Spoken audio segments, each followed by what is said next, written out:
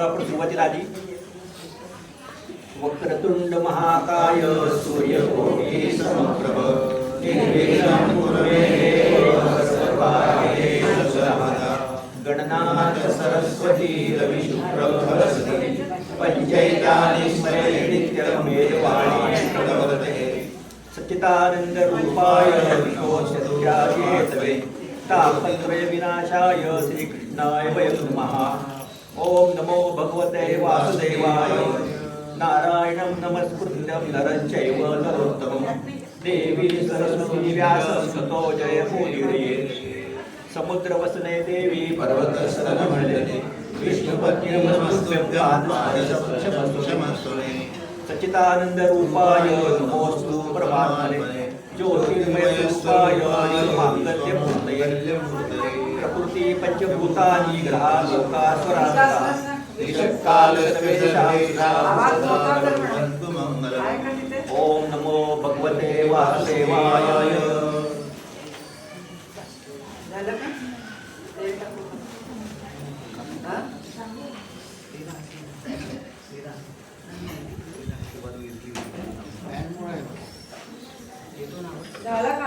ऐकू येतं सगळ्यांना बरोबर?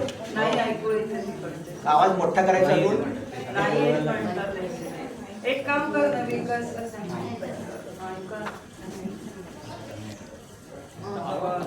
हॅलो हॅलो आता येतोय मला वाटतं. घुमतोय चांगला.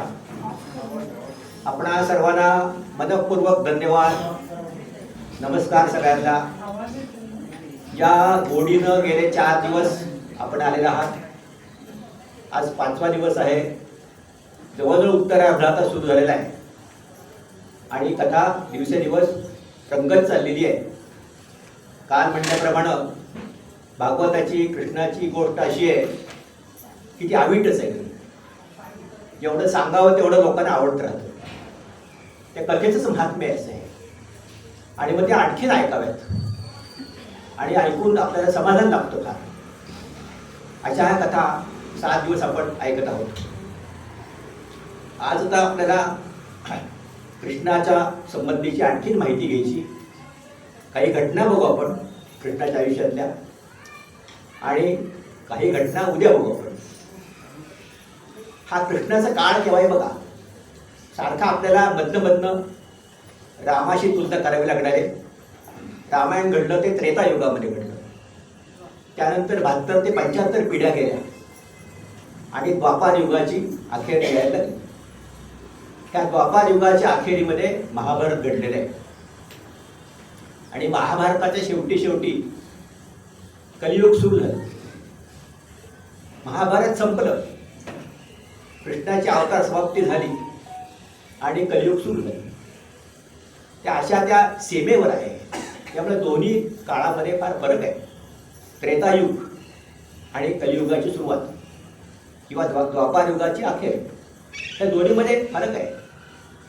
आपण काल परवा पाहिल्याप्रमाणे रामाच्या वेळेला अयोध्या, किष्किंधा, लंका अशी प्रमुख राज्य होती. बाकी असती छोटी अशी जनकाचं वगैरे राज्य आहे. पण बाकी अरण्याचा काळ फार मोठा आहे. वाल्मिकी रामायण वाचलं की आपल्याला कळेल. अरण्य मोठ्या प्रमाणात आहे. आदिवासी जाती पुष्कळ तिथे. त्याच वानर रूपानं रामाला मदत करायला पुढे आल्या होत्या. त्याचे वेश वगैरे असतात तसे अजूनही आदिवासींचे तसेच. मधला जो काळ गेला आणि मग द्वापार युग आलं, त्यावेळेला आर्थिक राजकीय परिस्थिती बदलली होती. एक तर अनेक राज्य निर्माण झाली होती आणि आपण आजही आणखीन बघणार आहे. कृष्णाचं मुख्य उद्देश असा आहे की जरासंधामुळं मुख्यतः गणराज्य धोक्यात आली होती. छोटी लहान मोठी अशी गणराज्य होती. राज्य म्हणा गणराज्य म्हणा, पण लोकांची सत्ता होती तिथे.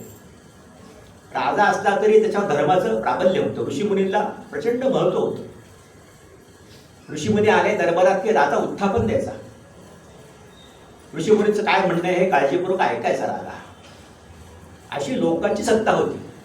राजाची हुकुमशाही नव्हती. मन मानेल तसा कारभार राजाचा हा प्रकार नव्हता त्या काळामध्ये. आणि हस्तिनापूर हे त्यातलं सर्वात मोठं जुनं हजारो वर्षांची परंपरा असणारं, खरं म्हणजे हस्तिनापूर हे जगातलं त्यावेळेला फार मोठं राज्य होतं. जगात होती कुठं राज्य इतरत्र भारताशिवाय. जो काही विकास झालाय आर्थिक, आध्यात्मिक, धार्मिक, तो भारतामध्ये झालाय. प्रचंड व्यापार भारतामध्ये झाला. आपण कृष्णाच्या बाबतीमध्ये बघणार आहोत. कृष्णाची पैलू त्यामध्ये व्यापार वाढवला ते द्वारकेत, प्रचंड व्यापार वाढवला. सगळीकडं त्याचा सुगंध पसरला कृष्णाचा. लोकांना माहीत झाला कृष्ण. एक संदर्भ आता आठवला म्हणून देतो. आज विश्वकर्मा जयंती आहे. विश्वकर्मा म्हणजे पहिला शिल्पकार, शिल्पशास्त्रज्ञ. सगळं जग निर्माण केलं ते ब्रह्मानी आणि विश्वकर्म्याने मिळून.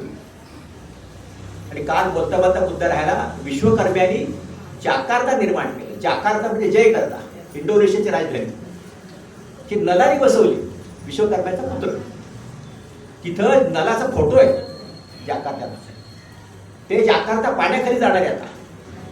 त्यामुळे सध्याचं सरकार ते राजधानी हलवायला लागलेले आहे आणि वर उत्तरेकडे न्यायला लागलेले आहे.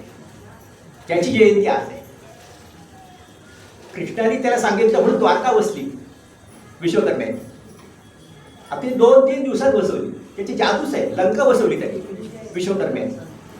असा तो विश्वकर्मा हा सर्वांना साथ देणार आहे. कृष्णाला तर खूपच त्यांनी साथ दिली. त्याची आज जयंती आहे. त्याचे आपण स्मरण या ठिकाणी करूया. त्या मुद्दा असा होता की राजकीय, आर्थिक अशी परिस्थिती बदललेली आहे द्वापार युगामध्ये. आणि ह्या वेळेला अनेक राज्य ज्याप्रमाणे होती त्याप्रमाणे आर्थिक भरभराटी पुष्कळ झाली होती. इथं नाना तऱ्हेचे उद्योगधंदे सुरू झाले होते. आणि हे सगळ्या वेगळ्या वेगळ्या राज्यामध्ये होते. शेकडो राज्य होते. आता गणराज्य होते. आणि हे धोक्यात आले होते. आता जरासंधाचं उदाहरण आपण बघू ओगामध्ये गेलो. अशा परिस्थितीमध्ये कृष्णाचा अवतार आहे. आपल्याला हा नेहमी प्रश्न पडला पाहिजे की राम अवतार का झाला. आपण काल पाहिलं. कृष्ण अवतार का झाला, थोडंसं काल पाहिलं, आजही पाहू. कारण मुख्य सूत्र ह्याचं असं आहे, यदा यदा ही धर्मस्थ ग्लानिर्भवतो भारत. ज्या ज्या वेळी संकट येतं, धर्म संकटात येतो, मानवजात संकटात येते, त्यावेळेला विष्णूला अवतार घ्यावा लागतो. अवतार म्हणजे वर्ण खाली येणं, वेगळ्या वेगळ्या रूपानं, त्यावेळेच्या परिस्थितीप्रमाणे. त्याप्रमाणे कृष्णाला खाली यावं लागतं. पण आपण काल पाहिल्याप्रमाणे कृष्णाचं हे स्वरूप वेगळं आहे. काय गंमत आहे बघा. आपल्याला महाभारतामध्ये कृष्ण केव्हा दिसतो पहिल्यांदा, द्रौपदी स्वयंवरात. कसा प्रसंग आहे बघा. सहज मनासमोर चित्र आणा. द्रौपदी स्वयंवर चालतंय आणि कृष्ण बलराम आले. कृष्णाला कल्पना आहे द्रौपदी स्वयंवर आहे म्हणून. दोघं येतात सभेमध्ये. पांडव बसलेत पडून ब्राह्मणाच्या वेशात. ओळखू नये कोणाला म्हणून. का ओळखू नये, तर लाखाघरातनं जाळायचा प्रयत्न केला होता.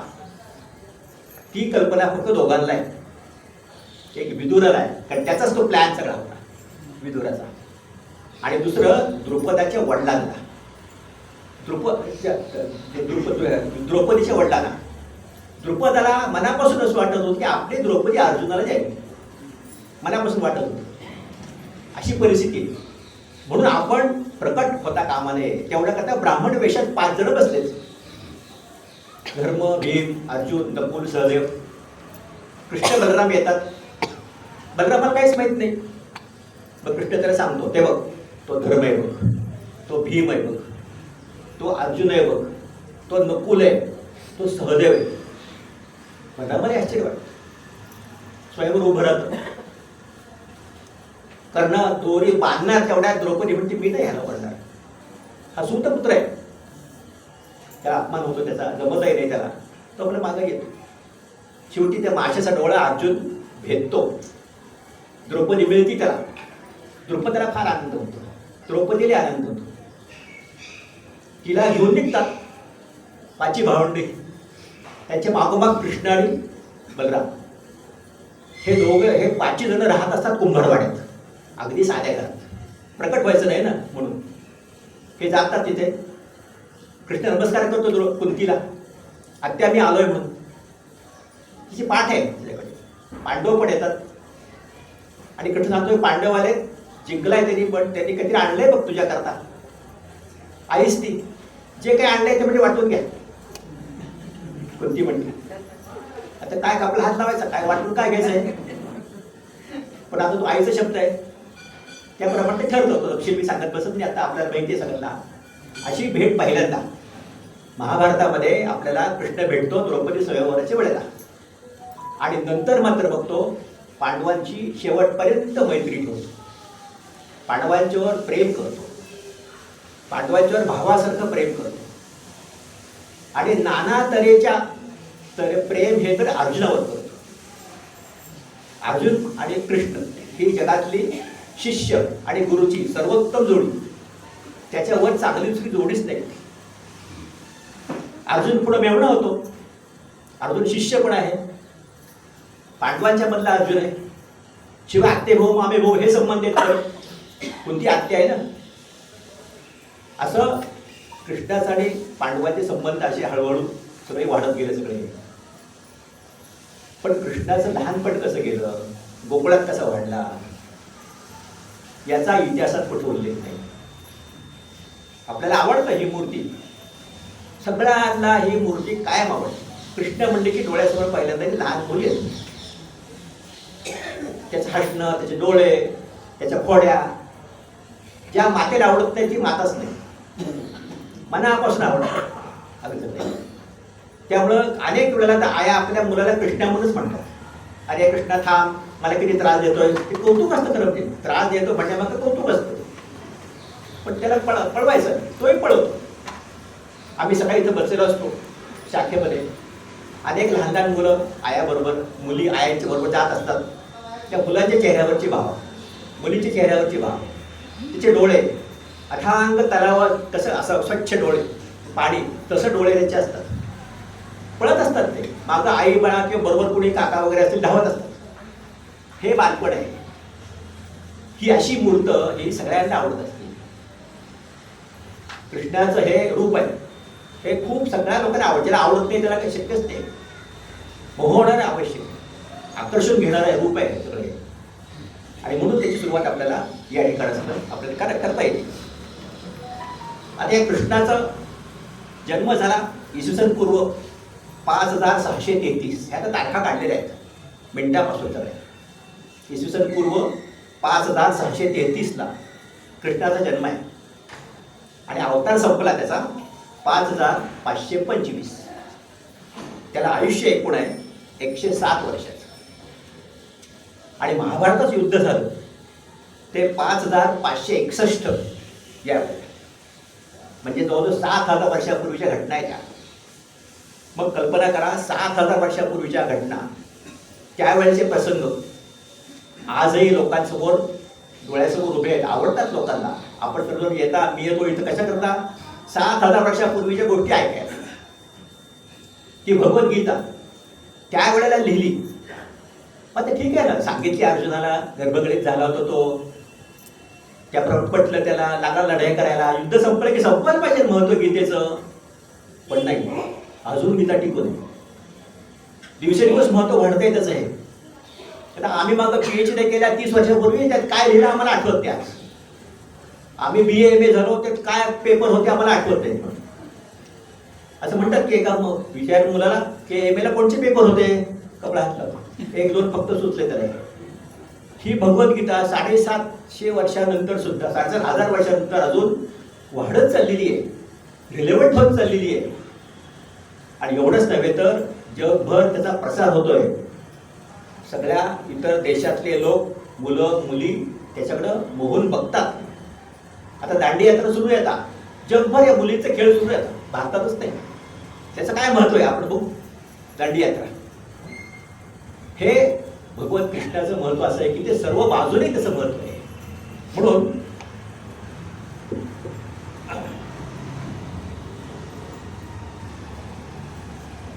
आता सुरुवात आपण करू कृष्णाची.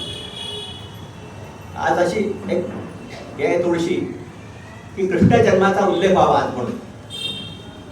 आता कृष्ण जन्माचा उल्लेख केल्याशिवाय आपण जाणार कसं पुढं.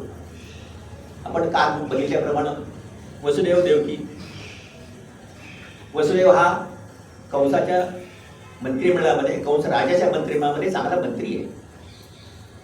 आणि काहीतरी कुणकुण लागती, आकाशवाणी आपण का आता आपल्याला पुरावे काही देत. त्याला कळलं म्हणा, कसंही म्हणा, त्याला कळतं की वसुदेव देवकीचा 8वं अपत्य आहे ते आपल्याला ताब्यात ठरणार आहे. म्हणून त्यांना ते नजर कैदेत ठेवतात. आणि नजर कैद ठेवल्यानंतर मग 8वं अपत्य जेव्हा होतं तेव्हा रात्रीची वेळ असती. गोकुळाष्टमी आपल्याला कल्पना आहे, कृष्ण जन्म, पाऊस पडत असतो. वसुदेवाला माहिती असतं काय आहे म्हणून, किती सुरक्षित आपलं बालक आहे. आई वडिलांना काळजी असतीच, आईला तर किती काळजी असतात. कसं ते करून त्याला ते घेतात, बाहेर पडतात, यमुनेतनं जायला लागतात. आज आपण जे सगळं बघतोय पाऊस आणि पूर, त्याच्यापेक्षा वाईट परिस्थिती यमुनेमध्ये असतात. वाईट म्हणजे भरपूर असणार पाणी, वाईट अशा अर्थ नाही.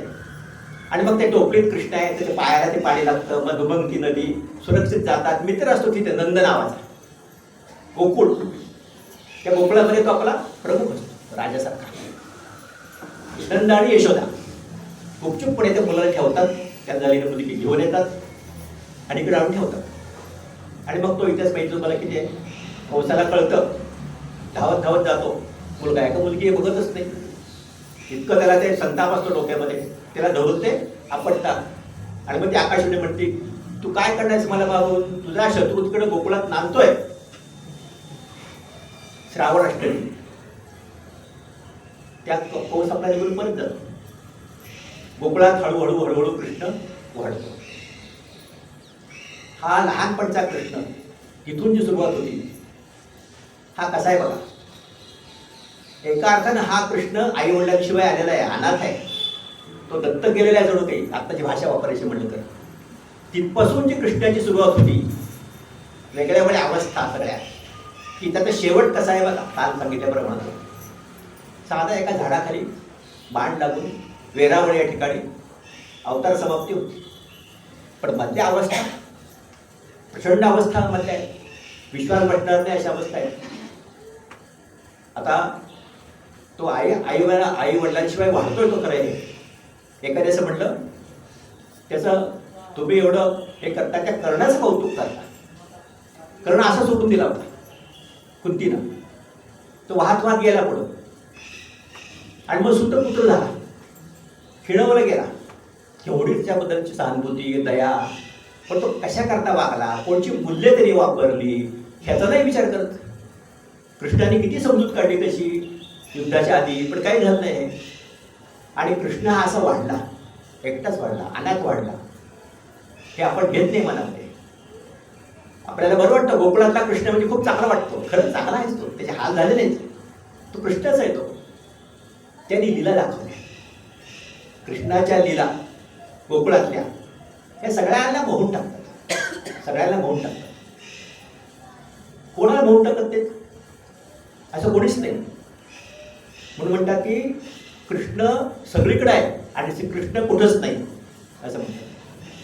तर सगळीकडे आहे जीवनामध्ये. प्रत्यक्ष परमेश्वरच आहे, परब्रह्मच आहे ते. त्यांनी जाहीर केले पहिल्यापासून. इतर अवतारासारखं नाही आहे ते. परब्रह्मच वागतंय पहिल्यापासून. यशोदेशी खेळताना सुद्धा परब्रह्मच वागतंय ते. कृष्ण पुढं, यशोदा माग, परब्रह्म पुढं, जीव माग, असं चाललंय.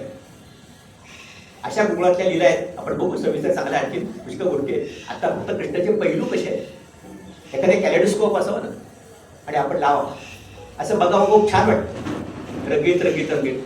थोडा धक्का दिला की वेगळं चित्र दिसते. ती पण ती आणखी चांगली दिसते आपल्याला. ती म्हणलं की आणखीन आपण हलवायला लागतो, की पुन्हा आणखीन चांगलं दिसतंय. कितीतरी रंगाच्या, कितीतरी प्रतिमा त्या कॅलेडोस्कोपमध्ये दिसतात. तसं कृष्ण चरित्र आहे, तसं कृष्णाचं आहे.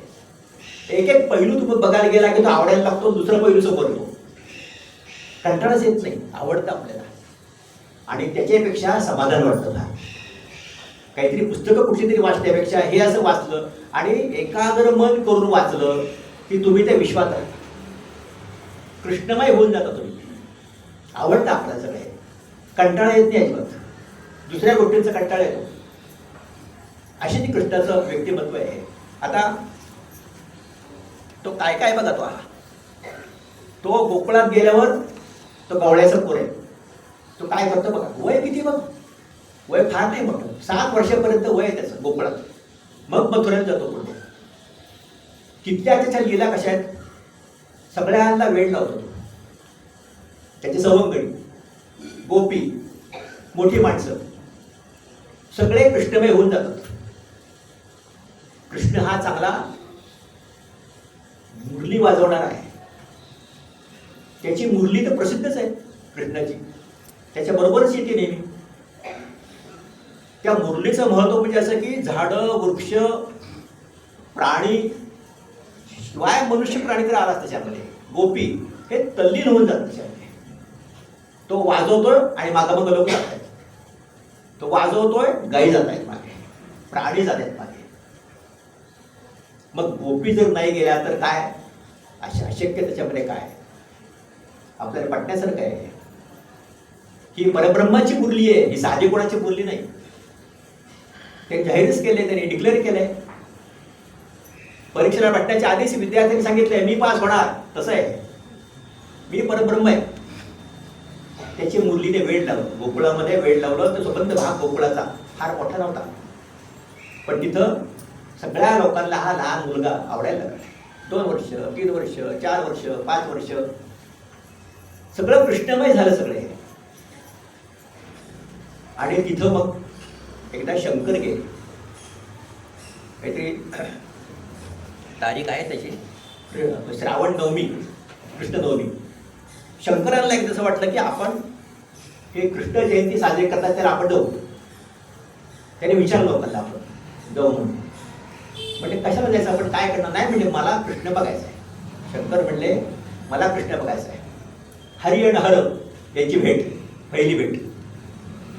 ठरलं त्याप्रमाणे आले शंकर गोकुळमध्ये.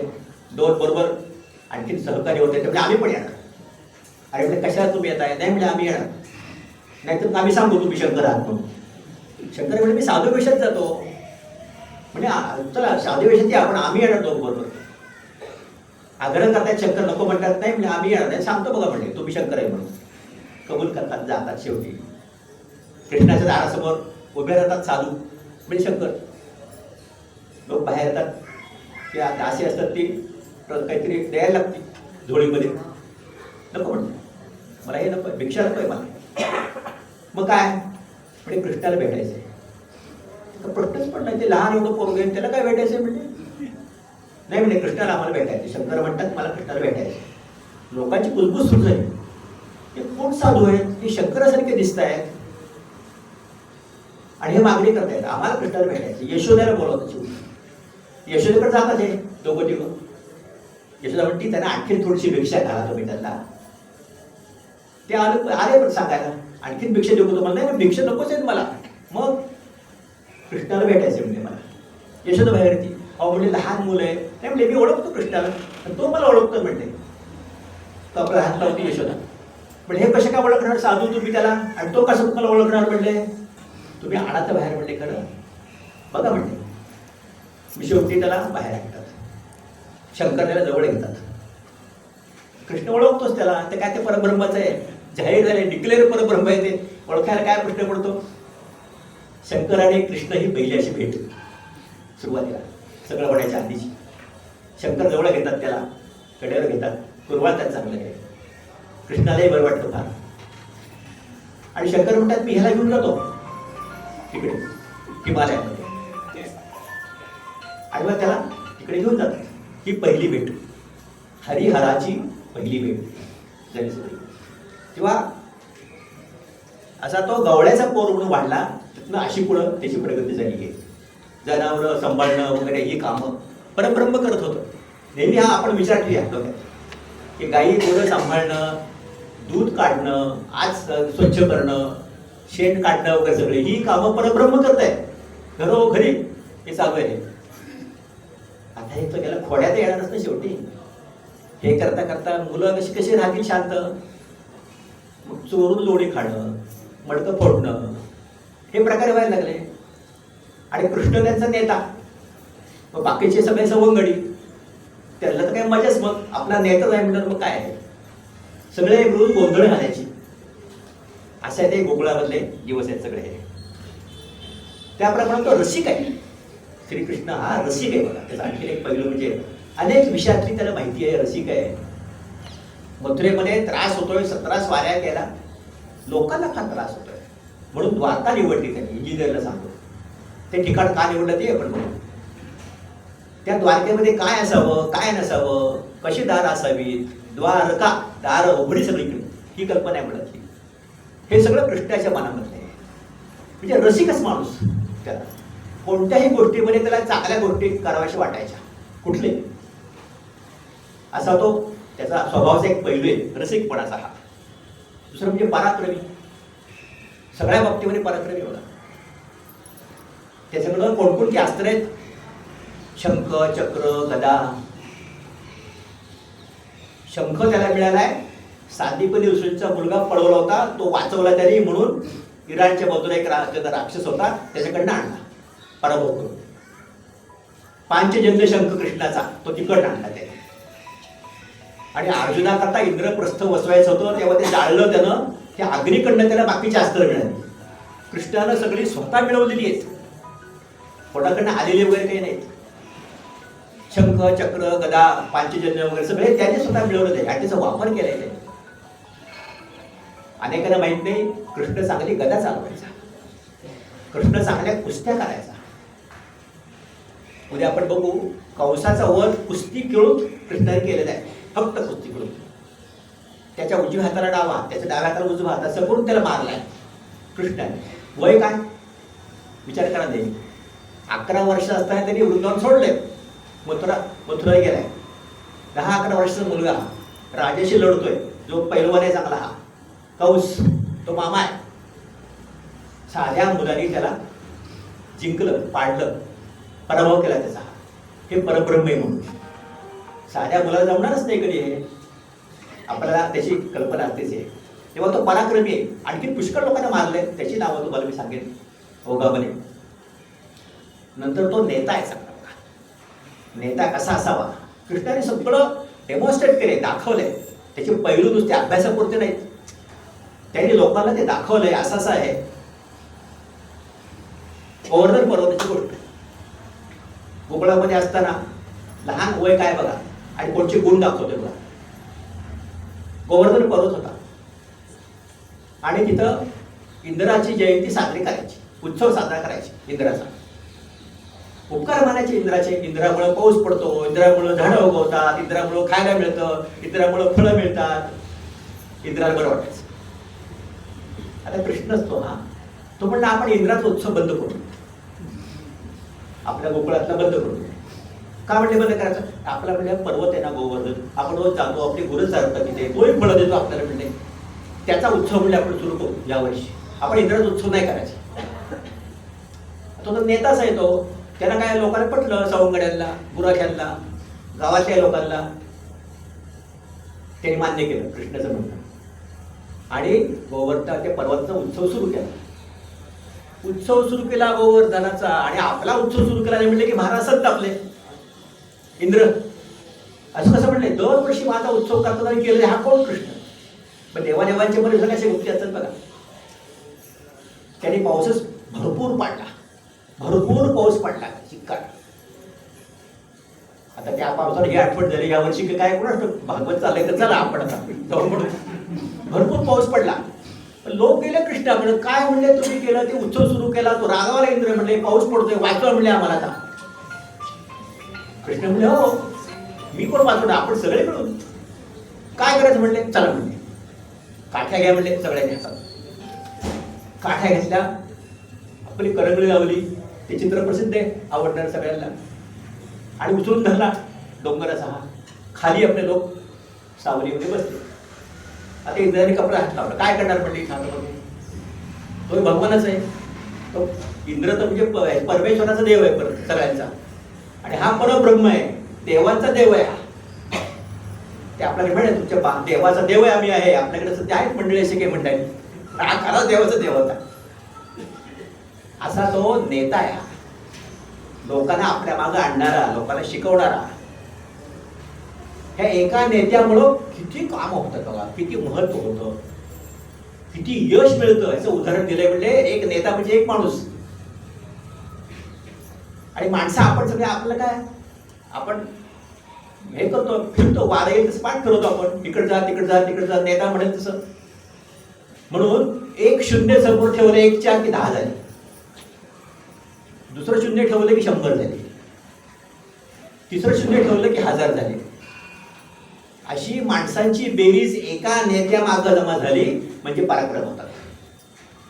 पुन्हा मला माफ करा पण पुन्हा मी उदाहरण देतो. 74 नंतर आज आपल्या देशामध्ये तसंच घडतंय. एका नेत्यामागं, चांगल्या नेत्यामागं, चारित्र्यसंपन्न नेत्यामागं त्याचं महत्त्व पटलं लोकांना की लोक जातात, एक एक एक करून जातात आणि चमत्कार होतात.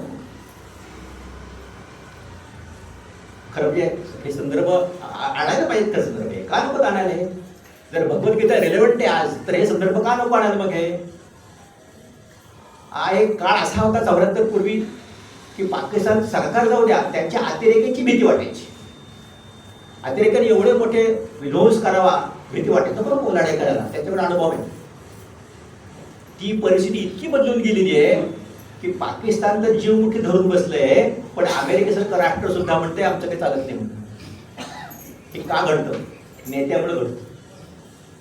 पण अनेक पातळ्यावर नेते असे असावे लागतात, चारित्र्य संपन्न असावे लागतात, लोकांना चांगले पटणारे असावे लागतात, भ्रष्ट असता कामा नयेत, शूर असावे लागतात, बुद्धिमान असावे लागतात, विवेकी असावे लागतात, चारित्र्य संपन्न असावे लागतात. अशा नेत्यांच्या मागं भारतीय जनता जागी. कारण त्याला माहिती असतं की आपल्याला वाचवणारा नेता आहे हा, आपलं संरक्षण करणारा नेता आहे हा. म्हणून तर आपण म्हणतो त्याला वाचवणाऱ्याकरता तो उतरलाय खाली. अशी कृष्णाची पराक्रमी नेता अशी ओळख आहे. तो लढवई आहे. सगळे लढाईचे मार्ग त्याला माहिती आहेत कृष्णाला. तलवार चांगली चालवायला होती. उद्या आपण रुक्मिणी विवाहाशिवाय बघणार आहे तलवार कशी गाजवली कृष्णाने, कुस्त्या कशा खेळल्या कंसाच्या बाबतीमध्ये. सगळ्या तऱ्हेची शस्त्र त्याला वापरता येत होती आणि त्याप्रमाणे योग्य वेळेला योग्य शस्त्र वापरायचं, योग्य अस्त्र वापरायचं. सुदर्शन चक्रापासून ते कुस्तीपर्यंत सगळी शस्त्र कृष्णाने वापरलेली आहेत. त्याला येत होती वापरायला. विचार करतो कुठं शिकला, कसं शिकला, कोणाकडनं शिकला? आहेत जागा आजही तुम्हाला बघायला मिळते. आता तिथं तर पाट्या लावतात काही तुम्हाला बघायला मिळते. अगदी पहिल्या भेटीत नव्हतं काही, पण अलीकडे आम्ही गेलो तेव्हा आम्हाला ते पाट्या दिसल्या. सांगतो मी तुम्हाला ते कुठे आहे ठिकाणी. कोणी शिकवलं कृष्णाला सगळ्या विद्या? तो परब्रह्म त्याला येत होतं मान्यच आहे, पण कुठे शिकवायला तर पाहिजे ना शेवटी. त्याला शिकवलं सगळे. त्यानंतर तो सर्वोत्कृष्ट सारथी आहे. काही सांगायचा मुद्द्याची गरज नाही, सगळ्यांना माहिती आहे. हा कोणाचा सारथी आहे? अर्जुनाचा सारथी. जो जगात श्रेष्ठ शूर आहे, द्रोणाचार्यांचा आवडता शिष्य, ज्याच्याकरता एकलव्याला त्याने अंगठा तोडून टाकला. इतका तो सगळ्यांचा लोकप्रिय, द्रोणाचा, भीष्माचा, सगळ्यांचा, कृष्णाचा, त्याचा सारथी झाला. कृष्णाचं सारथ्य सुद्धा कसं आहे बघा. ते सारथ्यात सुद्धा कौशल्य आहे परत त्यासाठी. जयद्रथापर्यंत कसं नेला रथ, कुठं कुठं नेला रथ. आणि तुम्हालाही माहिती आहे पण आपण लक्षात घेत नाही. अर्जुन गांडीव धनुष्य घेऊन बसलेला आहे, चालवतोय. कृष्ण सारथी आहे आणि वर साक्षात हनुमान मारुती आहे. काय सुंदर योग आहे बघा. का नाही जग जिकडा. हनुमान पहिल्यापासून शेवटपर्यंत हनुमान आहेत. 18 दिवस ते रक्षण करतायत. भीष्माची अस्त्र आली, द्रोणाची अस्त्र आली. का नाही अर्जुन मेला? का नाही हात तुटला अर्जुनाचा? डोक्याला का नाही लागलं? हे दोघं आहेत ना, वर हनुमान आणि खाली कृष्ण. घोड्याचे ते दोर हातात घेऊन किंवा काय असेल ते गुण ते कसे वाकवावेत, घोड्याला कुठे वळवावेत. म्हणजे कृष्ण हे परब्रह्म हे सारथ्य करतोय. शिकलाय तो, अनेक वेळ झालाय. अभिमन्यूचा वध झाला आणि मग अर्जुनाला तिकडे लांब पाठवलं होतं दुर्योधनाने. संध्याकाळी आरोग्याला आपला मुलगा गेला, लागला रडायला. तोही प्रसंग आपण उघडतील. पण त्यावेळेला समजूत काढली कृष्णाने आणि त्याला म्हणलं उद्या तयार राहा, तुला युद्ध करायचं आहे, जयद्रथाला मारायचं आहे ना. हो म्हणला, जयद्रथ मारी नंतर म्हणलं मी जाळून घेईन अर्जुन म्हणला. आणि मग पहिल्यांदा कृष्ण अर्जुन गेला की जनावरांच्या गोठ्यात गेला, घोड्याच्या. आणि त्या लोकांना सांगितलं की घोडे रथ तयार ठेवा, घोडं तयार ठेवा, उद्या सकाळी लवकर लागणार आहे मला. स्वतः सांगितलं काय काय काय काय करायचं घोड्याचं, रथ कसा तयार ठेवायचा. परब्रह्म हे पण सांगतोय. नुसतं सारथी म्हणजे सगळीच माहिती त्याला, घोड्याची माहिती, रथाची माहिती आहे, रथाचं कौशल्य आणखीन पुरं ते तर आहेच. तेव्हा सारथ्य हे कृष्णाचं सुप्रसिद्ध आहे. नंतर तो मुत्सद्दी आहे, विलक्षण मुत्सद्दी आहे. हे पुन्हा पुन्हा रेफरन्स दिलेला आहे. तो आपले जयशंकर मुद्दाम उल्लेख पुस्तकच केले ते त्याच्यावर. जगातले 2 मुत्सद्दी श्रेष्ठ, मारुती आणि कृष्ण. आणि ते आज रिलेव्हंट करतायत राजकारणात, नुसतं पोथ्यात राहिलेलं नाही, सांगून करतायत कोणत्या वेळी काय करावं. मुत्सद्दी कशी असतात? डिप्लोमॅट असतो, युद्ध टाळतो. चाणक्याच्या सुद्धा अर्थशास्त्रामध्ये म्हणले, त्याचं सार देताना म्हणले, खरा मुत्सद्दी जो असतो तो युद्ध टाळतो आणि युद्ध न करता जे साध्य करायचं ते मात्र करतो, मिळवतो. ते त्यात नाही गडबड हे करायची, हायगे करायचे ते. कृष्णाने ते केलेलं आहे. मुत्सद्दीपणा, जागोजागी मुत्सद्दीपणा केलाय. महायुद्ध जेव्हा चालू होतं त्यावेळेला त्याचं जागोजागी त्याचे मुत्सद्दीपणा लागत होता. पांडवांना मदत केली, त्यांनी पांडवांच्या पाठीशी उभा राहायला. संकटाची चाहूल लागली की तो बरोबर डोकं चालवायचा, हुशार होता या बाबतीमध्ये. त्याची उदाहरण पुष्कळ आपल्याला राहिल्या वेळात आणि उद्या पुन्हा आणखीन बघायची. एवढं सगळं करून सुद्धा तो सामान्य भूमिका आहे ती सुद्धा उत्तम पार पाडायचा. आईची, वडिलांची सेवा, भाऊ आपला, पत्नी, याचे योग्य ते कर्तव्य करायचं.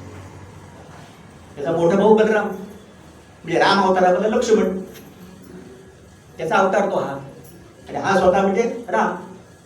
बलरामाला त्याने खूप मानायचा. जेव्हा जेव्हा मतभेद झाले तेव्हा मोठ्या भावाचं ऐकायचं. द्वारका सगळी चांगली भरभटेला येते. पुढं शेवटचा काळ आहे, यादवांच्याकडनं मारामाऱ्या सुरू होतात. आणि रुक्मिणीचा भाऊ रुक्मी, तू आणि बलराम चेस खेळत, बुद्धिबळ खेळतात. त्या बुद्धिबळामध्ये रुक्मी बलरामाचा पराभव करतो. बलरामाला तर काही आवडत नाही, अपमान वाटतो. तो रुक्मीला मारून टाकतो.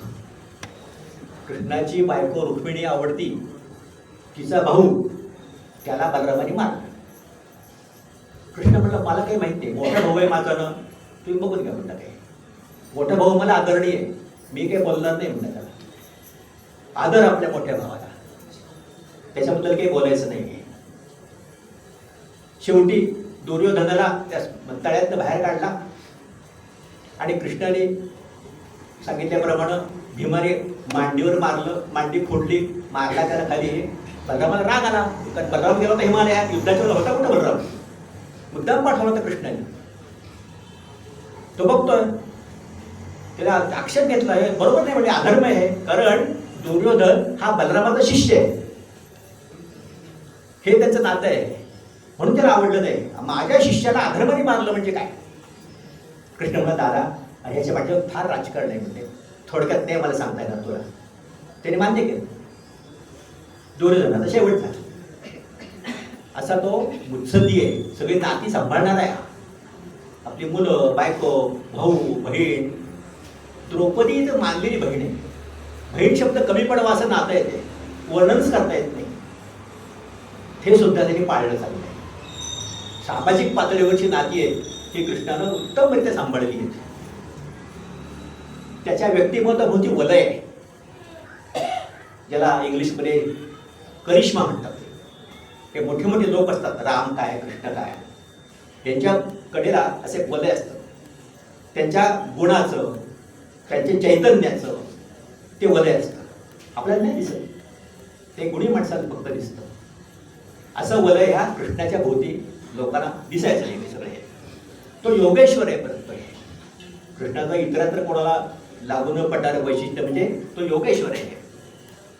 आणि महत्वाचं म्हणजे कृष्ण कधीही राजा झाला नाही,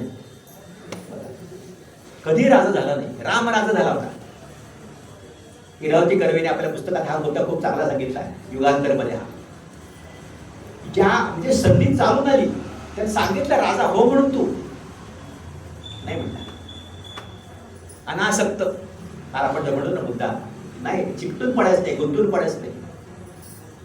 कंसाचा वध केला, कंसाच्या मुलाला असं केलं, कोणीच नाही म्हणला, मला नको याच्यामध्ये की राजपद कुठंच नको. जरासंधाचा वध केला, त्याच्या मुलाला देऊन टाकलं. नाही म्हणले. नरकासुला मारलं, त्याच्या मुलाला देऊन टाकलं. म्हणजे सगळे म्हणले अहो हे सगळं सांभाळा, तुम्ही चांगलं काम केलंय.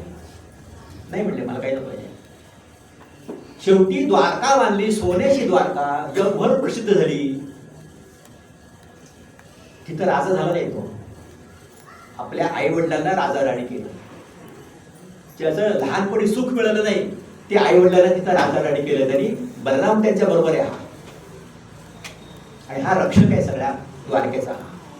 केवढं मन मोठे बघा, केवढं वैशिष्ट्य आहे, काय व्यक्तिमत्व आहे आणि अनेक गुण एका ठिकाणी परत.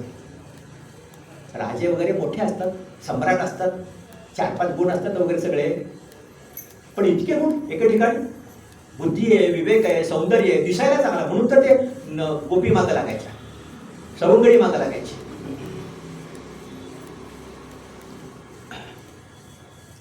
आता तुम्हाला म्हटल्याप्रमाणे तो राजा झाला नाही, पण वासुदेव झाला.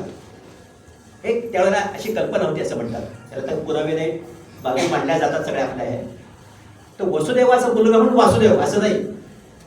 वासुदेव हे 3-4 जणांना पाहिजे होतं. शिशुपालाला वासुदेव व्हायचं होतं, पौंड्र्याला वासुदेव व्हायचं होतं. दोघांचाही वध झाला कृष्णाकडनं आणि कृष्ण वासुदेव झाला. वासुदेव ज्या भारतामध्ये फक्त एकच, तो म्हणजे कृष्ण. ही काय पदवी याच्याबद्दल संशोधन होण्याची गरज आहे, पण राजापेक्षा वर असं काहीतरी पद आहे, लोकांना आवडणारं दिसणारं असं आहे. ते कृष्णाकडे आपोआप चालत आलं. दुसरं आहे कोण स्पर्धेमध्ये? कोणीच नाही सगळे. म्हणून तो वासुदेव झाला. आणि सर्वात महत्वाचं म्हणजे प्रत्येक वेळेलाच म्हणावं लागतंय, सर्वात महत्वाचं तो म्हणजे महाभारताचा कर्ता आहे तो, महाभारताचा नेता आहे तो. महाभारतामध्ये कृष्ण वजा करा, खाली काय राहील? ते आपले कवी म्हणतात ना, आम्हाला अवघडा गत प्रभजणे होतील तारांगणे. केशवसूत म्हणतात तसं. कवीचं काय सामर्थ्य आहे. आम्ही म्हणले चंद्रावर काय चालतं, मंगळावर काय चालतं, इथल्या इथं बसून सांगू शकतो म्हणजे आम्ही तुम्हाला. कवी आम्हाला वगळून टाका. आम्हाला अवघडा गत प्रभजणे होतील का तारांग, तारासुरा लोक पावतील सगळ्या. आम्ही नसू तर वर्णन कोण करणार तारांचं, ग्रहांचं, नक्षत्रांचं, माणसांचं, राजांचं? कृष्ण वजा केला महाभारतातनं तर अशी अवस्था होती. युद्ध तरी झालं असतं का? झालं असतं तर कोण जिंकलं असतं? किती विषम पांड्यात बघा. कौरव आणि पांडव 11 लक्षवणी कुठं आणि 7 कुठं. आकडा बरोबर आहे ना? 7. किती विषम आहे बघा. तिथं सगळे मोठमोठे राजे कौरवांच्या बाजूने आहेत. पांडवांची लोकप्रियताच नाही ना. पांडव नुकतेच वनवासातून आलेले, काय पराक्रम करायची संधीच कधी मिळाली नाही. हस्तिनापूरची केवढी प्रतिष्ठा आहे, केवढं नाव आहे. दुर्योधन तिथे आहे, परत धृतराष्ट्र बसलेला आहे. त्यामुळं कौरवांच्या बाजूला पुष्कळ, अगदी सध्याच्या इराणपासून ते इंडोनेशियापर्यंत हजारो राजे तिथे आले. काही लाख लोक मेले 18 दिवसात. आता विचार करा, या 18 दिवसामध्ये काही लाख लोक मेले म्हणजे हस्तिनापूर काय, तिकडे लढलं तिथं काय, किती स्त्रिया विधवा झाल्या असतील, किती बहिणींचे भाऊ गेले असतील, लाखो. अशी अवस्था आहे. त्यातनं कृष्णाने मार्ग काढलाय. परत महाभारतात युद्ध होऊ नये म्हणून त्याने मार्ग चालला. डिप्लोमसी बघायची म्हटलं बुद्धदिगिरी ती त्याने चालवली होती. त्याला एकदा बोलवला पांडवांना. जेव्हा तो दुर्योधन म्हणला की नाही मी तुला काही देणार नाही म्हणून, विनंती केली की बघ कृष्णाला सांगावं, वाटाघाटी कर जरा थोडंसं. ते असतंच नाही राजकारणात. कृष्ण आला तर तो सुद्धा किस्सा फार चांगला आहे, त्याला जोडून आणणार. तो उद्या सांगेन मी तुम्हाला विदुराचा. आता फक्त कृष्णाची आपण बुद्धदिगिरी बघू. दुर्योधनाने प्रचंड स्वागत केलं, खाण्यापिण्याचे पदार्थ, राहण्याची सोय वगैरे सगळी. अनेक राजे आले होते. युद्ध टाळायचं म्हणून धृतराष्ट्राने आग्रह केला, गांधारीने पण आग्रह केला. द्रौपदी वस्त्रहरणाच्या वेळेला ती गांधारी वाटते तशी बोलली होती त्याला, धृतराष्ट्राला. कृष्ण नव्हता त्यावेळेला. कशी गंमत आहे बघा. द्रौपदी वस्त्रहरणाच्या वेळेला जर कृष्ण असता तर हे महायुद्ध झालंच नसतं. तो शाल्वाशी लढत बसला होता तिकडे अडकून पडला होता. तेवढा आल्यावर तो म्हणला मी तिकडे अडकून पडलो, मला माहितीच नाही, तर मला युद्ध होऊ दिलं नसतं. मी मुळात म्हणला त्याला ते चेसच खेळायला दिला नसता, म्हणला जीवन खेळायला दिला नसता, तिथंच अडवलं असतं पाहिजे. तो लबाडीचा खेळ होता म्हणला. पण झालं होतं सगळं. नंतर सांगून काय उपयोग आहे. अशा वेळेला त्याचं स्वागत करायला सगळे जमलेत आणि कृष्णाने सांगितलं बा असं आहे. पांडव वनवासातनं आले, तडजोडी करा, तुम्ही भाऊच आहात, तुम्ही हस्तिनापूरचं राज्य आहे. त्यांचं म्हणणे, धर्माचं म्हणणे अगदी काही नाही तरी 5 गावं द्या. उत्तर माहिती तुम्हाला काय दिलं दुर्योधनानं? सुईच्या आग्रहावर राहील एवढं सुद्धा देणार नाही. त्याच्यावर धर्म म्हणतोय 5 जाऊ द्या, 2-3 तरी गावं द्या. याला म्हणतात, महाभारतात म्हणले, याला भागवतात म्हणले सात्विक स्वभाव. धर्म, काही लोक धर्मावर फार चिडतात. काय म्हणले, रड्या पडपोट्या सारखा घाबरतो म्हणले, आपलं नमतं घ्या नमतं घ्या नमतं घ्या सारखं म्हणते. काय एवढं मोठं हस्तिनापूरचं राज्य म्हणले, जगातलं मोठं 2-3 गाव मागतो म्हणले. काय अर्थ म्हणले, परमात्मा कृष्ण म्हणलं बघ, दुर्योधन तो म्हणतो 2-3 गावात दे रे, ह्यात युद्ध होणं चांगलं नाही देणार म्हणलं. वाटाघाटी फिसकटल्या, मुच्छे ते गेलं, यश आलं का नाही ठरवायचं आपल्याला. आता का नाही म्हणून आत्ता तरी कमीत कमी दुर्योधन जिंकला. मागे शकुनी होता, कल्पना आहे सगळी, परब्रह्माला कल्पना आहे. परत गेला दुर्योधन म्हणला, थांबा थांबा थांबा म्हणला, जाऊ नका. कृष्णाला म्हणतोय दुर्योधन, अहो एवढी तयारी केली म्हणला, तुमची राहण्याची वगैरे जेवणाची सोय केली, तयारी केली, सगळी लोक वाट बघतायत तुमची. कृष्ण हसला, नाही म्हणला, मी नाही जेवणार म्हणलं इथे. म्हणलं असं कसं, नाही म्हणलं. स्पष्ट म्हणला कृष्ण दुर्योधनाला, मी जेवणार नाही तुझ्याकडे. हा स्वभावाचा पैलू कसा आहे बघा, तो निघाला. परत इतर राजे बाहेर उभे होते, त्यामुळे महाराज आमच्याकडे तरी या तुम्ही जेवायला, तिकडं जाणार नाही, ठीक आहे आमच्याकडे या. नाही म्हणला, तुम्ही त्याचे दास आहात म्हणला, तुम्ही गुलाम आहे त्याचे.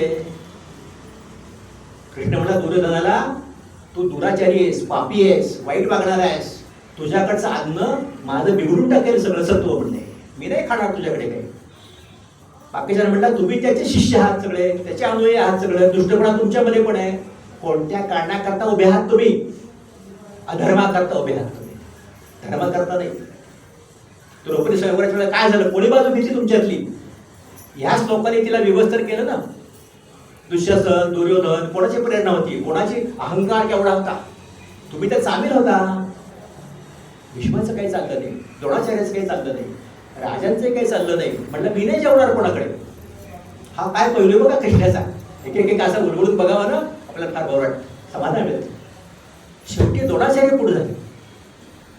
अरे म्हणलं तू जेवणार नाहीस कुठं, बरं राहणार कुठं, जेवणार कुठं?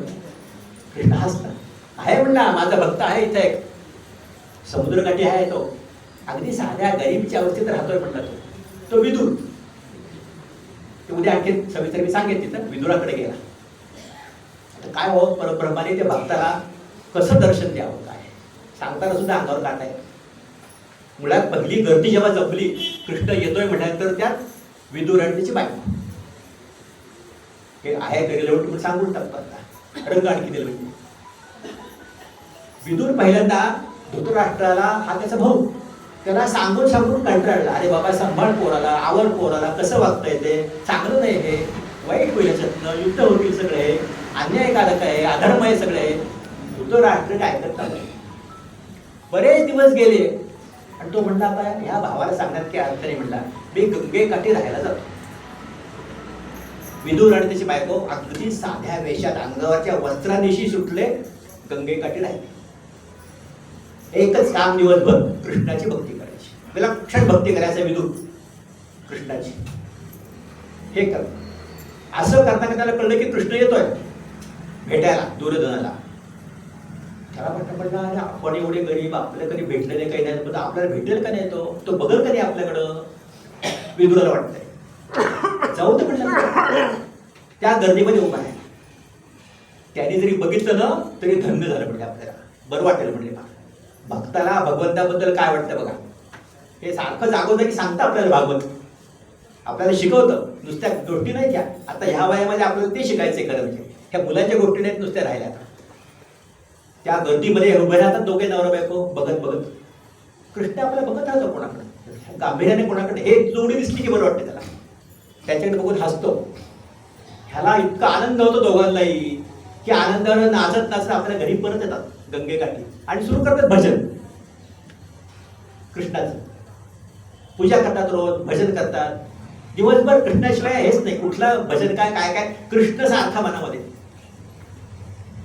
आणि मग परत निघतो कृष्ण. थोडं विचारतात त्याप्रमाणे तो म्हणतो गंगेकाठी माझा भक्त बसताय ना, तो हा भक्त. कृष्ण येतो, दार लावलेलं असतं, आज चालू असतं कीर्तन, भजनं चालू असतात कृष्णाची. कृष्ण दार वाजवतोय, त्याला कुठं ऐकू येते त्या आवाजात. थोड्या वेळाने ते भजन थांबतं आणि त्याला कळतं कोणतरी दार वाजवते. विदुर म्हणतो बायकोला कोणतरी दार वाजवते बरं का. जातो विदुर, त्याची बायको, दार उघडतात. समोर काय दिसावं? साक्षात परब्रह्म. असं वलय आहे कडेला, शंख चक्र गदा, हातात सगळी आयुध आहेत, कपडे पण ते आपण जे म्हणतो देवाचे कपडे सगळे, ती मूर्ती समोर उभी आहे विराटाच्या. आणखी काय पाहिजे दुसरं? भक्ताला काय पाहिजे दुसऱ्याशिवाय?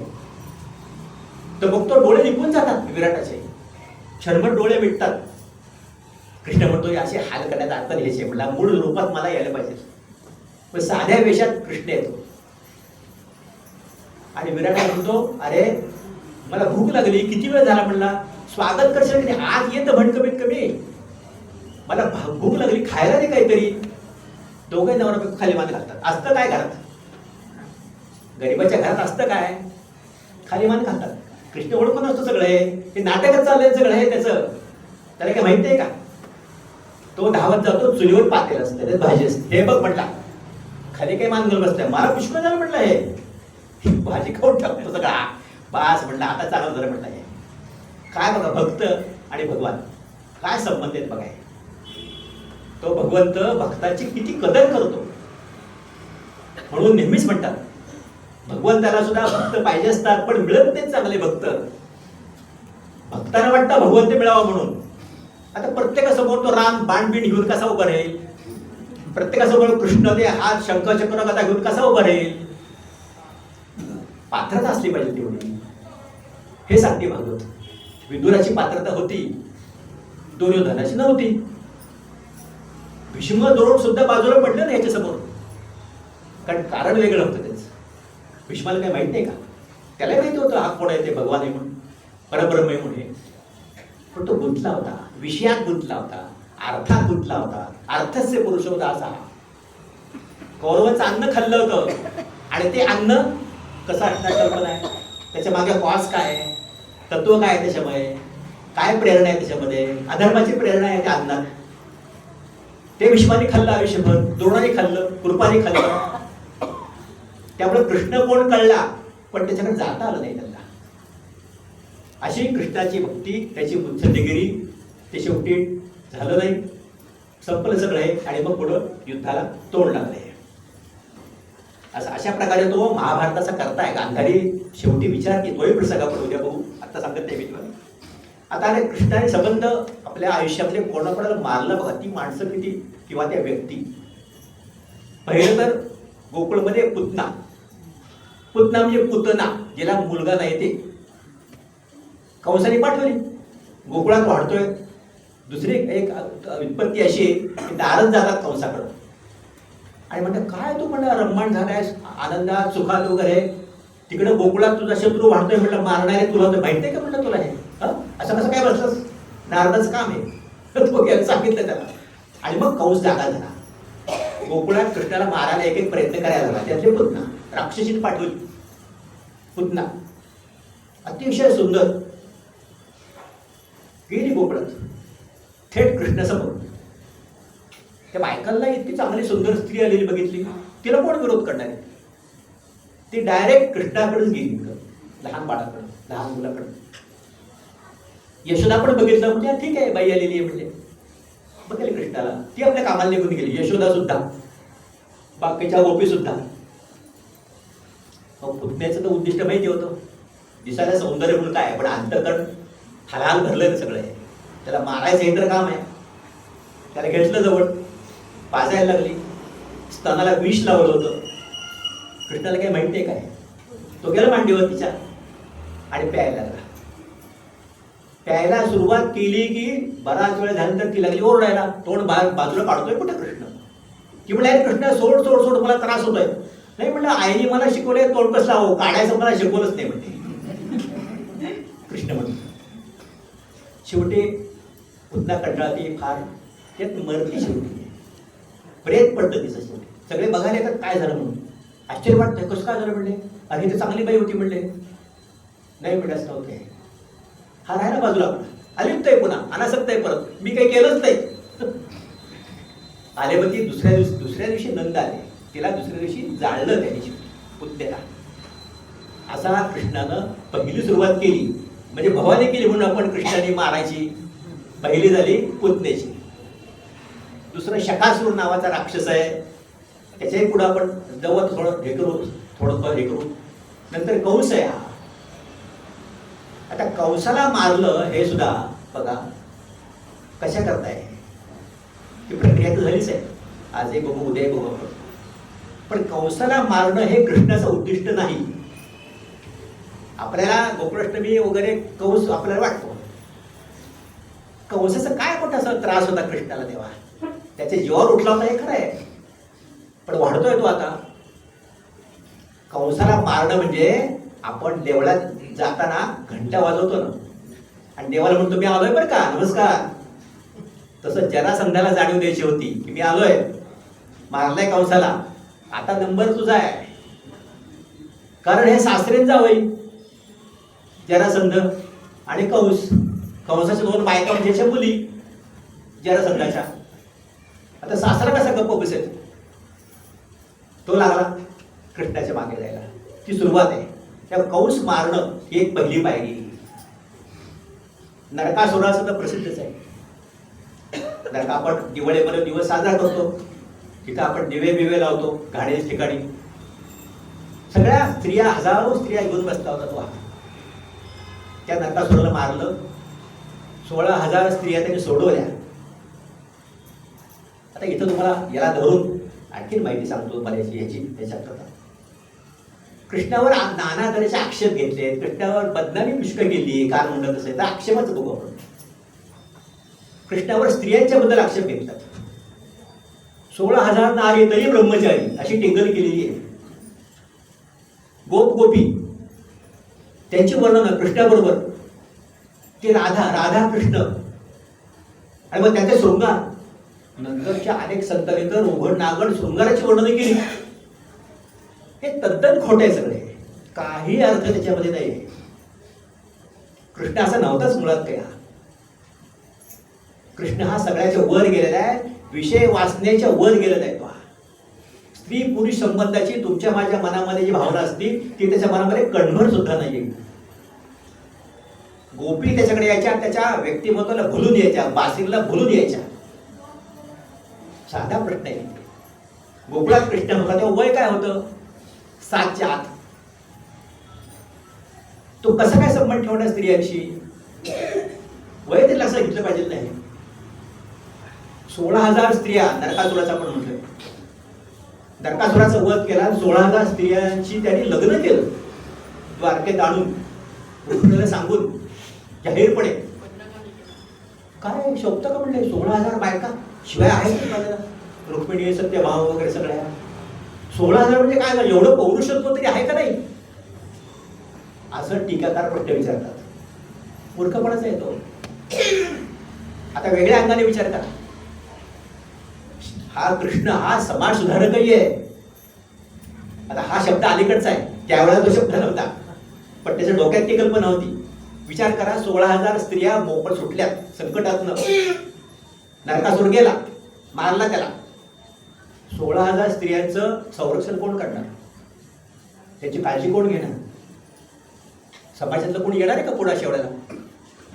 एखाद्या स्त्रीवर बलात्कार झाला, कोर्टात खटला वगैरे झाला आणि ती निर्दोष सुटली तर लोक टिंगल करतात तिची, ती बाईच छद्मे असणार बरं का, त्याशिवाय असं होणार नाही कधी. आणि मग तिच्या स्वागताला नाक्यावर पोरं बसलेली असतात टिंगल करायला, छेड काढायला. ह्या तर 16,000 स्त्रिया आहेत. ह्याला कृष्णानं प्रतिष्ठा मिळवली, त्या कृष्णाच्या बायका झाल्या आता. त्यामुळे कोणीही त्याच्याकडे वाकड्या नजरेनं बघणार नाही. 16,000 बायकांकडे 16,108. दुसऱ्या आणखी त्याला स्पष्टीकरण असं देतात की वेदमध्ये ह्याच्यामध्ये 16,108 ऋचा आहेत. त्या ऋचांनी जन्म घेतला स्त्रियांच्या मध्ये आणि त्यांचा उद्धार केला श्रीकृष्णाने. हे असं काम कृष्णाचं आहे. द्वारकेमध्ये सुद्धा स्त्रियांना स्वातंत्र्य होत चाललं. द्वारकेच्या रक्षणाचं काम स्त्रियांना दिलं होतं कृष्णाने. कशी दृष्टी सर्वांगीण आहे बघा त्याची. म्हणून म्हणले कृष्ण नाही असं ठिकाणच नाही. म्हणलं तर तो कुठंच नाही आणि म्हणलं तर सगळीकडे. अगदी शास्त्र संगीतापासून व्यायामापासून सगळीकडं त्याचं आहे. नंतर मग तो पुढं वृंदावनात जातो, तिथं राहतो आणि 11व्या वर्षी हे संपलं. त्याचं आता वय झालं हे योग्य म्हणून त्याला सांदीपनी ऋषींच्या आश्रमात ठेवतात. उज्जैन विक्रमादित्यचं गाव सांदीपनी ऋषी. मागे 20-25 वर्षापूर्वी पहिल्यांदा योगाला जायचा, त्यानंतर 2दा आला होता. आणि सांदीपनी ऋषीचा आश्रम बघितल्याशिवाय उज्जैन कोण सोडत नाही.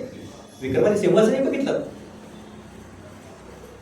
सांदीपनी असे बसलेत, पुतळा आहे चांगला आणि समोर 3 पुतळे, कृष्ण, बलराम आणि सुदामा. म्हणजे भक्त कसा आहे बघा सुदामा, बरोबरच आहे त्याच्या. गरीब आहे तरी, गरीब ब्राह्मणाचा मुलगा, अतिशय चारित्र्यवान, चांगला बोलणारा, अभ्यास वगैरे. सांदीपनी ऋषीने हे तिघांना शिक्षण दिलं. कृष्ण म्हणजे अगदी चुणचुणीत मुलगा, हुशार, बुद्धिमान, लगेच शिकणारा. सांदीपनी खुश असायचे. 64 कला शिकवल्या त्याला. आता तिथे 64 पाट्या लावल्यात, बोर्ड लावले 64. काय शिकवावं गुरुनी सांदीपनी ऋषींनी? ह्या परब्रह्माला काय शिकवावं? 64 कला म्हणजे काय? आश्चर्य वाटेल तुम्हाला, पण जीवनाला उपयोगी आहेत त्या. आश्रमामध्ये असं शिकवायचे राजे लोक, आपले मुलं तिथे ठेवायचे मुद्दाम. तसं ठेवला होता कृष्णाला, तसं ठेवला होता बलरामाला. काय काय शिकवायचे? अंथरूण कसं घालावं, स्वयंपाक कसा करावा, कपडे कसे धुवावे, गुरं कशी राखावी, दूध कसं काढावं, झाडून कसं काढावं. आणि मग पुढं बाकीच्या पण आहेत, लढाई वगैरे सगळे. पण ह्या बेसिक गोष्टी ह्या जीवनात लागतात. ह्या कृष्णाला शिकवल्या सांदीपनीने, बलरामाला शिकवल्या, सुदामाला शिकवल्या. इथून शिक्षण झालं सगळं. लवकर शिकला इतरांच्या पेक्षा. आता निरोपाची वेळ आली. गुरुदक्षिणा काय नाही तुम्हाला गुरुदक्षिणा? सांदीपनी शिकले काही नको रे, तू शिकलास, तू आलास, हेच मला सगळं मिळाले. आशीर्वाद द्या म्हणले. मग केला. सांदीपनी ऋषी म्हणले मीच तुला काहीतरी देणार आहे. द्या म्हणले. काय देणार? असं दोघांचं चाललंय, मी तुम्हाला देणार, तुम्ही मला द्या. शेवटी सांदीपनी ऋषी म्हणले आता तू फारच आग्रह करतोयस ना, एक काम कर माझ्याकरता. माझ्या मुलाला तिकडच्या लांबच्या देशातल्या माणसाने पळवून द्यायला. एवढं 8 मिनिट. आत्ताचा Iran, Prussia Iran, Persia Iran, Prussia नाही, प्रशिया जर्मनी, तिकडून नेले म्हणजे पळवून. त्याला तेवढं 8. बलराम कृष्ण दोघे जातात, त्याचा पराभव करतात. तो पराभव करतो, त्याला 5 जन्य शंख देतो कृष्णाला, हा घे म्हणजे तुला. तो घेऊन येतात. आता म्हणजे हे आणला तुमच्याकरता. सांदीपनी ऋषी म्हणतात काहीतरी मागून घे म्हणले तुझ्याकरता. बघा म्हणले, द्या का मला तुम्ही? हो म्हणले. म्हणले मला मरेपर्यंत आईच्या हातचं जेवण मिळावं. कृष्ण काय बघतो सांदीपनी ऋषींना? मी मरेपर्यंत माझ्या आईचं जेवण मिळावं. लहानपणी कुठे मिळाले? गोकुळात राहिला होता ना, ती तिकडे होती आपली. सांदीपनी म्हणजे ठीक आहे. त्यामुळं द्वारकेमध्ये त्याची आई म्हणजे राजा राणी आहेत, कृष्ण नाही राजा. बलराम आहे तिथे, तो मोठा भाऊ म्हणून, सेनापती प्रमाण कसंही म्हणा, काही पण नाव आहे त्याला. पण वसुदेव देवकी हे तिथे प्रमुख आहेत. त्यांना विचारून सगळं कृष्ण करायचा. हे आईला महत्व कृष्णाने दिलं, आईच्या हातचं खायला महत्व कृष्णाने दिलंय. त्याचा नरकासुराचा वधावरनं आपण पुढे गेलो. हे मूर नावाचा राक्षसाला मारलं त्यांनी, शिशुपालाला मारलं त्यांनी. शिशुपालाला मारलं आणि जरासंधाला मारलं. शिशुपालाची गोष्ट आपल्याला स्वतंत्र आणखी उद्या बघायची आपल्याला. हे इतक्या लोकांना मारलं. आता ह्या कृष्णाचा संबंध कोणाकोणाशी आला बघा. किती मोठी माणसं, जगातली मोठी माणसे. भारतापुरता विचार करून चालणार नाही आपल्याला. भीष्म सांगायची गरजच नाही. भीष्म कोण आहेत, काय आहेत वगैरे. द्रोणाचार्य जबरदस्त. म्हणून म्हणतात कृष्णा नसता तर अर्जुनाचा पराभव ठरला. तसं झालं ना शेवटी. यादवाचा संहार केला. अर्जुनाला सांगितलं बाबा तू ये काळजी कर या लोकांची. परत येताना आदिवासी लोकांनी अर्जुनाचा पराभव केला. कृष्ण नव्हता. जोपर्यंत कृष्ण आहे तोपर्यंत अजिंक्य होता. असा प्राण आहे कृष्ण पांडवांचा, लोकांचा. विदुर आहे. आपण विदुराचं बघितलं का काय विदुराची भक्ती म्हणते. व्यास मुनी काय सांगायचं व्यासाच्या बद्दल आपण जागोजागी बघितले. 3-4 दिवस केवढं ज्ञान, केवढा प्रभाव. सगळे वेदाचं वर्गीकरण लिहून काढलं, पुराणं लिहिली, महाभारत लिहिलं आणि तरी समाधान नाही. म्हणून मग कृष्णाच्या गोष्टी म्हणजे भागवत नारदाने सांगितलं अशा चटकदार गोष्टी कृष्णाच्या. म्हणून तुम्ही लिहा. नारदाला अधिकार आहे तेवढा होता. व्यासाने मान्य केलं, लिहिल्या सगळ्या. त्याचप्रमाणे महायुद्धाच्या काळात कल्पना करा, तो प्रसंग डोळ्यासमोर आणा. 11 अक्षौणी सैन्य आणि 7 अक्षौणी सैन्य. युद्ध ठरलंय, जाहीर झालंय, सेनापती ठरलेत, समोर लोक जमलेत सगळे. अर्जुन म्हणतो अरे बघू तरी आघाडीवर माझा रथ नाही आपला. कोणाशी लढायचंय. अर्जुनाला काही माहित नाही का कोणाशी लढायचंय ते. विश्वाबरोबर लढायचंय, द्रोणाबरोबर लढायचंय, जरासंधाबरोबर लढायचंय. पण संभ्रम झालाय त्याचा. त्यावेळेला अर्जुनाचा संभ्रम झाला. कृष्णाला म्हटलं काय रे मला तिथपर्यंत रथ नेला पुढं. आणि बघितले काका मामा सगळे तो गर्भगडीतला गांडीवर ठेवलं खाली. आता इथं गीता सांगितली कृष्णाने. ती जागा बघण्यासारखी आहे चांगली. जरूर तुम्हाला जेव्हा संधी मिळेल ना तेव्हा ते बघा. रथ ते आहे तिथे संगमरवरी. कृष्णाने सांगितली गीता. 20 मिनिटाची गीता आहे ती. खरं आपल्याला रोज एक अध्याय म्हटलं तरी सुद्धा होतं. अतिशय चांगला अर्थ आहे त्याचा. आपल्याला इतकं बरं वाटतं ना ऐकताना. गीतेतला एक अध्याय रोज वाचला 10 जरी वय वाचलं तरी सुद्धा. ती सांगितली अर्जुना. कशा करता तो संभ्रमित झाला होता. त्याचं डोकं फिरल्यासारखं झालं होतं. तो कर्तव्याला विसरला होता. काय कर्तव्य क्षत्रियाचं. समोर जे येतात शत्रू म्हणून त्याचा नायनाट करणं हे क्षत्रियाचं काम आहे. म्हणून कृष्णाने त्याला गीता सांगितली. त्यामध्ये मग ज्ञानयोग आहे, आणखी भक्ती योग आहे. ज्या त्या माणसाला जसे पाहिजे तो योग घ्यावा त्याच्यातला. सक्ती नाही कृष्णाची कोणावर बघा. खऱ्या अर्थात लोकसेवाला आहे कृष्णा. एवढी जगप्रसिद्ध गीता सांगितली. त्यात अनेक पंथ आहेत. त्यात कुठलाही निवडा तुम्ही. आता प्रश्न इथं असं पडतो कशाला सांगितली गीता कृष्णाने. युद्धाची सगळी सुरुवात एवढी आहे, गर्दी जमली सगळी आणि आपला शिष्य गाळून बसलाय खाली. एखादा रस्ता म्हणला असता हे लाड करू नको फार, उभा राहा नीट, तू क्षत्रिय आहेस, लढलं पाहिजे, कोणी कसं समोर असं म्हणलं नाही. पण कृष्ण त्याला अतिशय चांगल्या प्रकारे उपदेश केला की भगवद्गीता. आणि मग मगाशी म्हटल्याप्रमाणे प्रश्न येतो त्यातनं अर्जुन सावरला. संभ्रमावस्था दूर झाली. आपण संसारी माणसं अशीच असतो सारखी. संभ्रमावस्था असते आपल्या डोक्यामध्ये.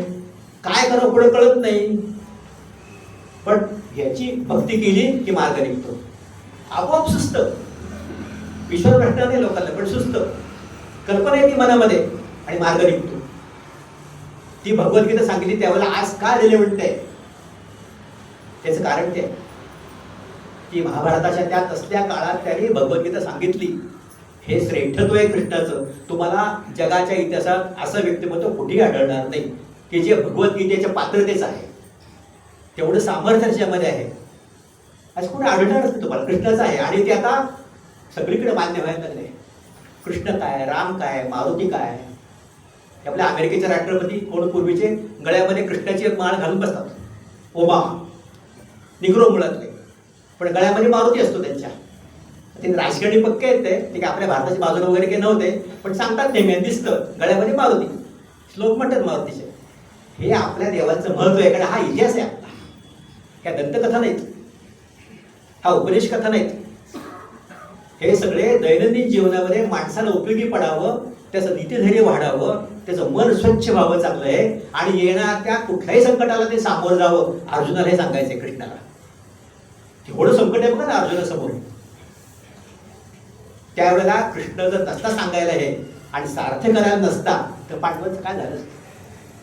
पुष्कळ भीम मोठा आहे, अर्जुन शूर आहे, पण सगळं द्रोणाचार्य आहेत ना. आणि कर्ण अर्जुनाच्या तोडीस तोड कर्ण आहे. तो अधर्माच्या बाजूने म्हणून पराभव झाला.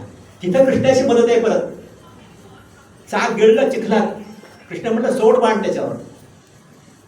ज्या कर्णाला ओढायचा प्रयत्न केला होता कृष्णानं, द्रौपदीचं आमिष दाखवलं होतं. 6 पांडवांची बायको होईल ती. कृष्णासारख्या देवाने हे आमिष दाखवावं. कोण मान्य करणार आहे? कोण हे करेल? सामान्य माणूस करेल काम हे? कर्ण अधर्माच्या बाजूलाच. पुन्हा ते जे भाकरी खाली होती तिकडे चाकरी करायची. त्या कर्णाला मार म्हणून सांगितलं. कर्णाचा अंत झाला, कृष्णामुळे अंत झाला. महाभारतातनं कृष्ण वजा केला की खाली शून्य राहतं. कृष्णाची सगळी व्यूहरचना, त्याचं कौशल्य, त्याची मुत्सद्देगिरी आणि कितीतरी गोष्टी ते साकार आहेत ज्याच्यामुळे सगळं शक्य झालं आहे. ती गीता, भगवद्गीता अर्जुनाला सांगितली आणि स्वतः जगला. का नाही म्हणलं मी आपल्याला? हे सगळं अवघड वाटणार, पण तो स्वतः जगला आणि म्हणून पुढच्या सगळ्या पिढ्यांना सुद्धा तो उपयोगी सगळं आहे. आजही आपल्याला दैनंदिन जीवनामध्ये आपला अर्जुन होत राहतो. त्यात मार्ग काढायला आहे, तो वेग पडतो. थांबूया आपण या ठिकाणी. विश्व मोठा विषय उद्या आणखी चालू करू. उद्या काही गोष्टी पण असं बघू. धन्यवाद.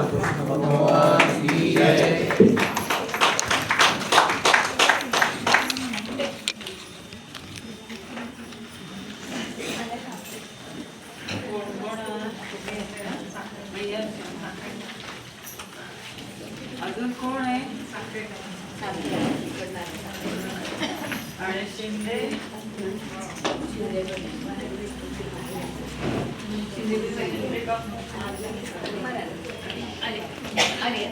आले.